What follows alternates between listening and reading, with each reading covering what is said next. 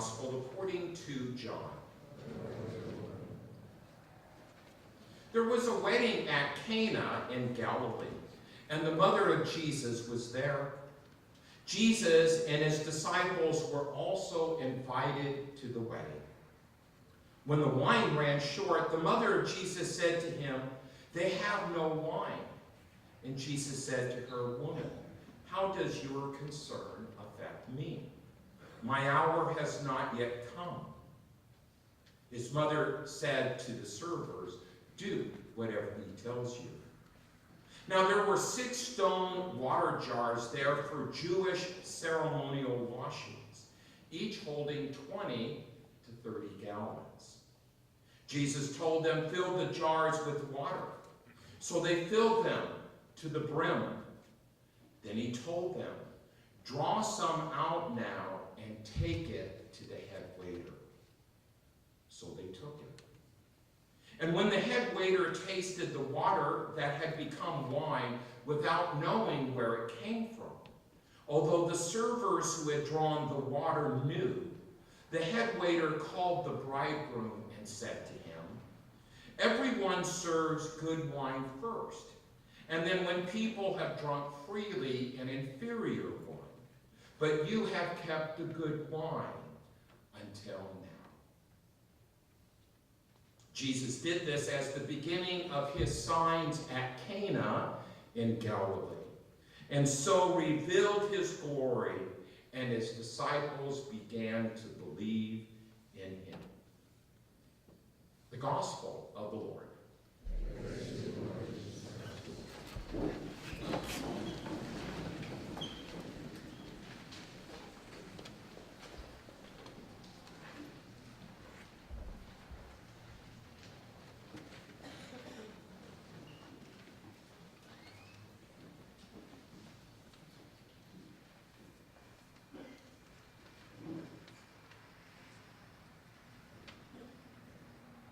Good evening, Corpus Christi.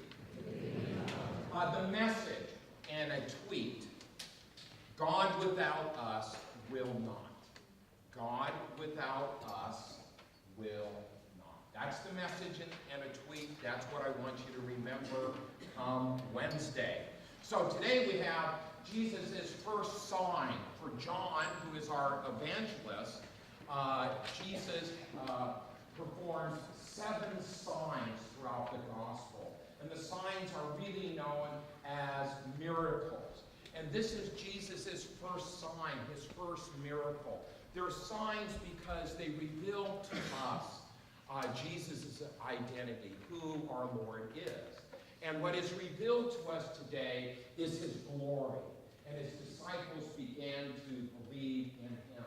But it's interesting that his very first sign is at a wedding feast, at a wedding celebration. It's not a healing miracle. He's not restoring anyone to health.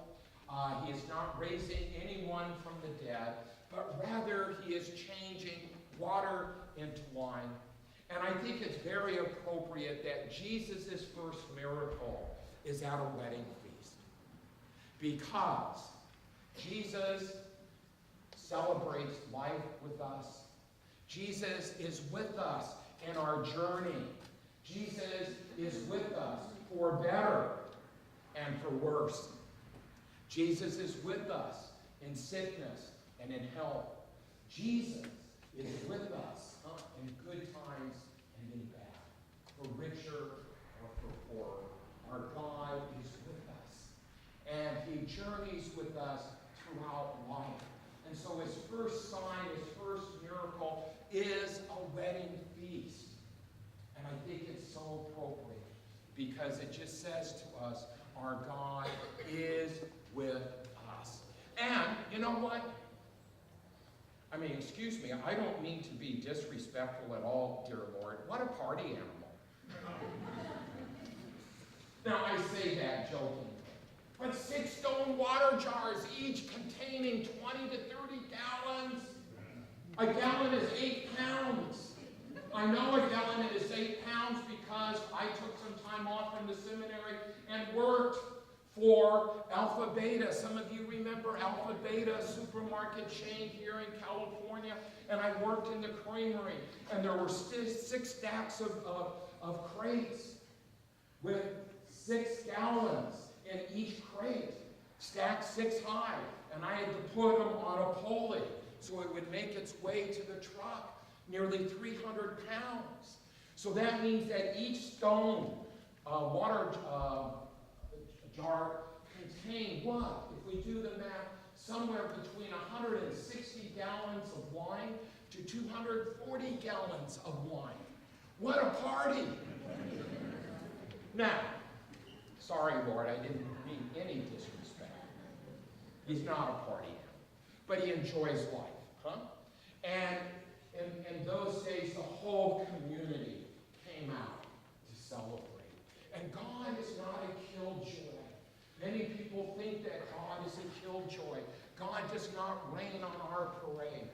We are the killjoys. We rain on our own parade. We call it sin.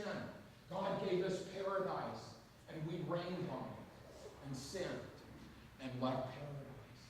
So this miracle at Cana says to us that paradise is being restored through Jesus. And so indeed it is a very powerful sign, first sign.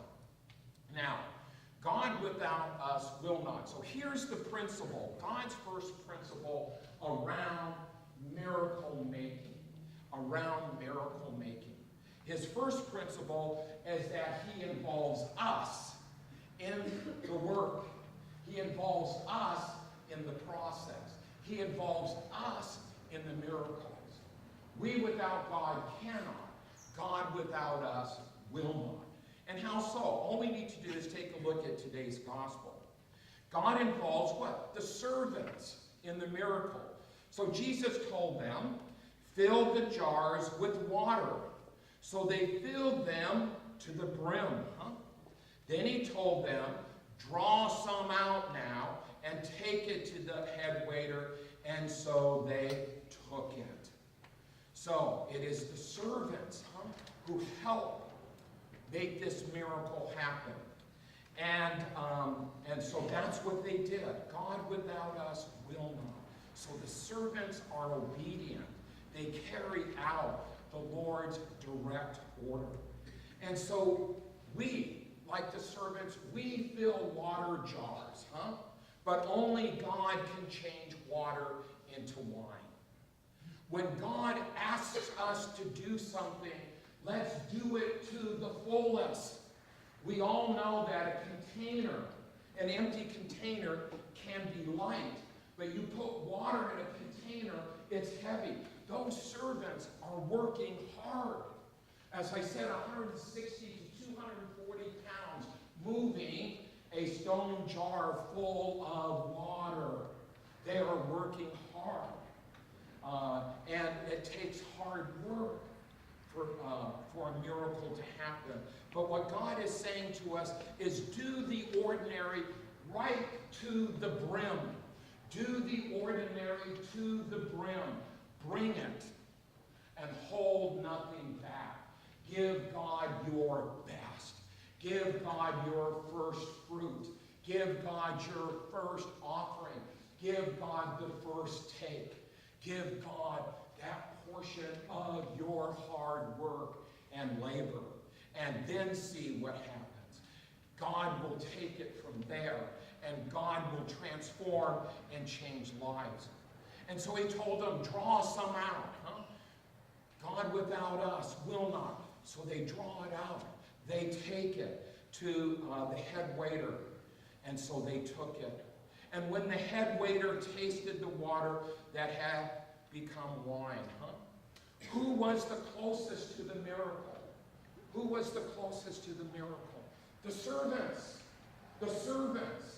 And if you want to experience a miracle, a sign in your life, get busy serving. Serve.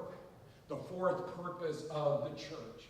And when you give yourself, and when you begin to serve, you will witness firsthand a miracle in your life. Because God will not be outdone in generosity, and he will bless us when we give him and serve him. And when we serve God, when we give, we are most like God. And the purpose of our spiritual walk is to become like God. And how are we most like God? When we give. God so loved the world that he what? He gave his only son. He gave us, served us, gave us his only son. That gets to the heart of God's character. It gets to his essence. His essence is one of outpouring, is one of giving. So when we give, we are most like God. And that's the benefit of giving. That's the benefit of drawing water from our wallets. Because the money symbolizes the hard work, the blood, the sweat, the tears. The money symbolizes carrying those stone jars weighing 160 to 240 gallons. And it's hard work. As you've heard, we work what? We work hard for the money. But yet when we offer the money, when we offer the first fruits, when we give, we are most like God. And then God changes. He changes our water, the water that we present to him, our labor, our blood, sweat, and tears. He changes that into a miracle. We without God cannot. God without us will not. So last week, I rolled out the Pastoral Services Appeal. And this is an annual appeal. And so for those of you who weren't here last week, I'll summarize it real briefly. The annual Pastoral Services Appeal, known as PSA, is the annual Bishop's Appeal to fund ministries and services that no one parish can provide. And these ministries and services benefit all 62 parishes, including Corpus Christi. And in a moment, we're going to hear how Corpus Christi benefits from the chairperson of the Pastoral Council, Chris Beck, and from the chairperson of the Finance Council, Michael Fidel. So I'm going to hand them the mic in a minute. And they're going to talk about, what you're going to hear is how lives are changed. What you're going to hear is God transforming water into wine. That is what you're going to hear. So so every parish is given its free share of the total PSA budget. And our parish share is $94,000. And once this amount is paid, all additional fund will be returned to the parish in the form of a rebate. Thus, the PSA provides the necessary funding for God to do his work. And so I am asking everyone, I sent a letter out to 1,700 households this past week. Hopefully you received that. I'm asking everyone to make a pledge, to draw some water out, to trust. Because if you really look at today's gospel reading, when does it become wine? It becomes wine when it's drawn, but it does not become wine until it is drawn. It is water, and it's once it is drawn, then it becomes water. Once the stewards are obedient to God and carry out his directive, and they trust that God is going to do something, it is then, and only then, that the water becomes wine. And when we trust, and when we give, not the leftovers, but the first fruits, when it is a priority in our life to support the mission of the church, then, and only then, will water become wine. Without us, God will not. So I'm asking everyone to join me. The church is the mechanism God sent to be able to reach the world. When we give to the church, we create the means for God to be able to accomplish his works. When we give, we fill water jars, and only God can change water into wine. So I'm going to give a testimony and then hand it over to Chris. So, last week I talked about how our giving is an investment for eternity. So, last night, because we spend PSA money on the community, we make an investment for eternity. So last night I went to the Elisa Miguel varsity basketball game. And I want you to know that Corpus Christi sponsors their athletic program. So we have a banner on the gymnasium wall. So last night they were acknowledging all sponsors. Okay? We're reaching out to the community. We're letting the community know that we're here. And just as Jesus went to the wedding, he went to the community. He didn't stay home. We go out to the community. And I was present for the game last night, for a couple of games. Really love it, okay? And then so the water that becomes wine, the joy in sponsorship, Two teams competing, all the kids out there, filling their jars to the brim, giving their best. Effort is the measure, leaving it out on the court. Then you have the song girls, and you have the cheerleaders, leaving it out all there on the court. That's wine, That's sparkling wine. That's new life. That's the joy of sponsorship, the joy of making a difference, the joy of putting our name out there. Parents being proud, meeting parishioners, having conversation with them. The joy is in the giving and making a difference in people's lives. And so we're out there. We're out there in the community. This is what PSA supports. And the final thing, and I'll hand it to Chris. The final thing is remember this. $5,000, $10,000 a year to send out postcards to the community. We're reaching out to the community. An investment for eternity. Come, check us out. Get connected. You know, that when we give, God uses that and does miracles. And souls are coming to Christ. Praise the Jesus. Thank you, Father. Am I on? Yeah. Thank you very much. When Father asked me, he said, Chris, do you want to talk again? Try to get me to not talk, because that's the problem. But it was like after his sermon last week, he had talked about, a gift for your eternity. And I was thinking we just finished Christmas. So I was thinking of the movie It's a Wonderful Life. Okay, how many have seen It's a Wonderful Life? How many have seen it more than one time? Several people more than one time.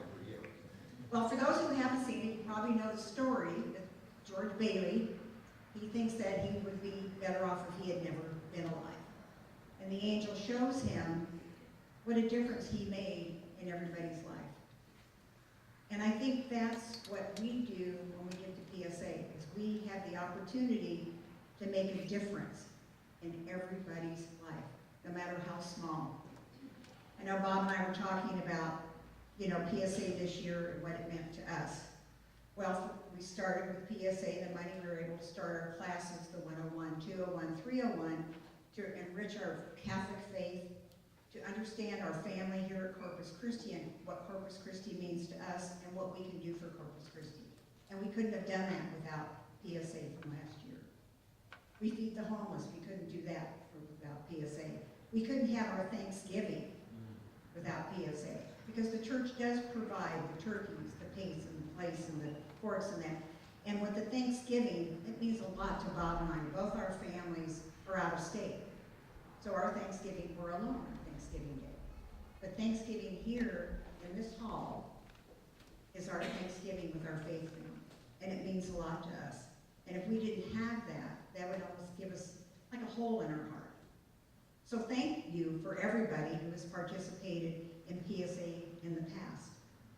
But what I want to address is not just people who have given, but the people who haven't. Don't think that, gee, I can't do it. I can't reach that stretch. But just think of all the families that didn't give last year, gave $10 a month. Let's say that was 500 families. That would be $5,000 a year. Just think how much we could do with $5,000 to reach out to the community. And you would make a difference.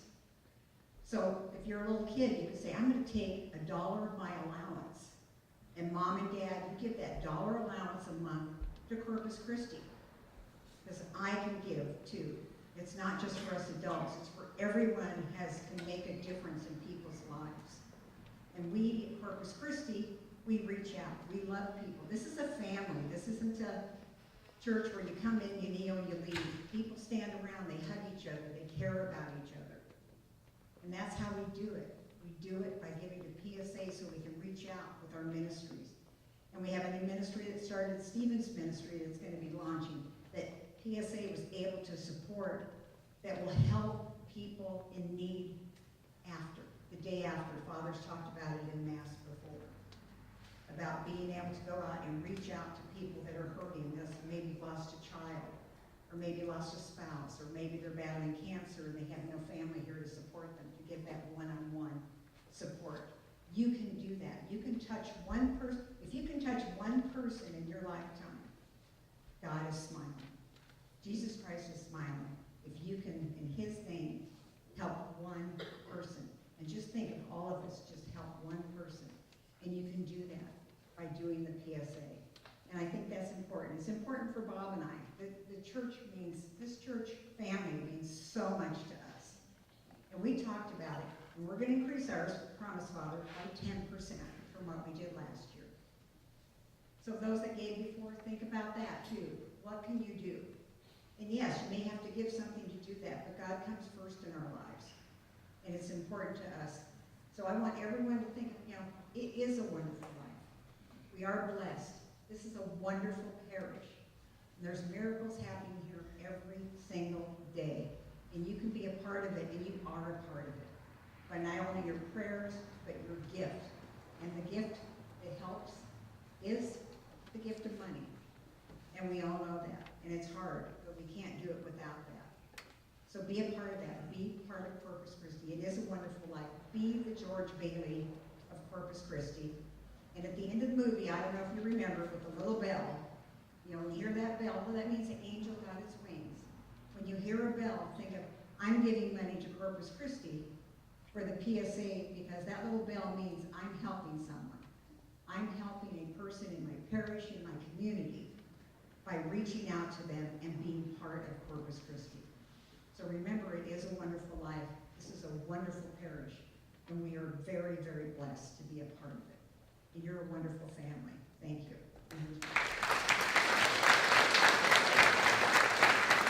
Thank you, Chris. Unlike Chris, I brought some notes that I probably won't need by noon tomorrow, I expect, so you guys might want to come back for the refined version.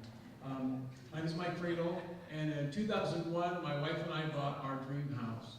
It was a beautiful neighborhood, good schools, freeway close, easy to get to the toll road, close to the pancake house. Fantastic. It was newly remodeled, had beautiful carpets and paint. Everything was bright, shiny, new. It was perfect for us. And it's been a big part of our life every day since. Over the years, our families have grown. We brought home new babies from the hospital in 2005. Grace was born. 2007 when Luke was born. 2009 when Claire was born. We had play dates, birthday parties, Thanksgivings, Christmas. In fact, we just finished two lights down last weekend. Over the years, the paint isn't quite as new. The carpets are a little threadbare. Over the years, we've had, the air conditioner went out during the middle of the summer, of course. We had a roof leak during the winter a couple of years ago. Stuff happens. Anybody who's a homeowner, you're nodding your heads. It happens. It's important. And so it is with our church facility. Our facility here, the campus, the grand hall, the offices upstairs, the meeting rooms downstairs. Brand new, shiny. It was all new when Luke was baptized here in 2007. It's been an amazing part of our lives. I mean, we have meetings and office work upstairs. The parish, the business of the parish happens. We have Cub Scouts and prayer with movement and who knows what all goes on downstairs. We have the Thanksgiving feast here. We have the pet blessing on the lawn. A lot of stuff goes on in every square piece of this facility. But like my house, it's not quite as new as it once was. It's got a little, there are some cracks. Not long ago, a wayward truck knocked over a light standard in the middle of the parking lot. We had to have it repaired. We just recently got the parking lot re-slurried and relined. That should have been done several years ago. But, you know, when we were maybe getting ready to do that, the baptismal font sprung a leak and formed Lake Corpus Christi in the basement. That was not a small project to fix or clean up. I'm happy to report that some of the Cub Scouts were pressed into service to clean up the basement. But this facility has been the container of our faith lives, just as our house, my dream house, has been the container for our family. Where did I go? Oh yeah, the juggle in our family, just like here, is to find ways to favor, to prioritize what comes next. The overwhelming amount of my budget, percentage of our family budget, is to the care and feeding of our family. You know, they need to be fed, they need clothes, they need school paid for, they need, you know, the car needs brakes. So when it's time to, something comes up, my girls both had to get braces recently. I guess we're gonna put off the trimming of the trees back for another year because we've got to pay for braces. We have to make those same choices here at the parish. I can tell you as head of the Finance Council that the majority of the budget of the parish goes to the care and feeding of our family. It goes to the ministries that Chris was just talking about. So we have to make those choices about the trees, about the plumbing, about things like that. So it is that that brings us to the PSA. So with the generous response to the capital campaign a few years back, our mortgage is now pretty well looked after for this next several years. So it's time to dedicate the rebate that we get. When the pastoral service appeal pledges exceed our assessment from the diocese, that comes back and it's going to come to shore up our operating fund so we can care for this facility as it becomes a teenager. So just like at the wedding feast of Cana, it took ordinary people doing ordinary things, maintaining, filling their containers, that prepared them for the amazing things that were about to happen. So it should be for us. Let's do the ordinary things. Let's care for and fill this container to be prepared for the amazing things that are to come. Thank you.